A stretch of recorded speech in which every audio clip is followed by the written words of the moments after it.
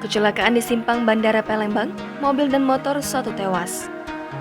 Kecelakaan maut terjadi di simpang Bandara SMB 2 Palembang, Jalan Letjen Harun Sohar, dan menyebabkan seorang pengendara tewas pada Kamis 17 Maret 2022. Kecelakaan yang melibatkan sebuah motor dan mobil terjadi pada pukul 5.30 waktu Indonesia Barat. Korban meninggal dunia adalah M. Adrian, warga Jalan Talang Keramat, Lorong Perjuangan, Kelurahan Talang Keramat, Kecamatan Talang Kelapa, Banyuasin. Adrian mengendarai sepeda motor Honda Vario bersama ibu dan adiknya yang masih berusia 9 tahun. Anggota Satlantas Polrestabes Palembang telah mendatangi lokasi dan melakukan olah TKP kecelakaan.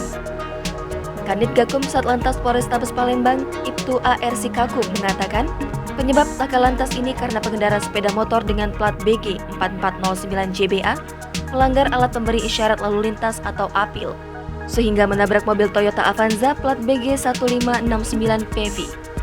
Akibat menabrak mobil, ketiga orang penumpang sepeda motor terpental hingga mengalami luka-luka dan satu orang meninggal dunia. Dua penumpang sepeda motor yakni Dwi Permanasari dan Muhammad Faizullah mengalami luka ringan.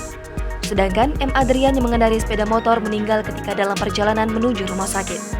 Sedangkan pengemudi mobil Toyota Avanza tidak mengalami luka. Pengemudi mobil diketahui bernama Supeno, warga Jalan Gotong Royong 3, Kelurahan Sukamaju, Kecamatan Sako, Palembang. Jangan lupa subscribe, share, komen, dan like ya!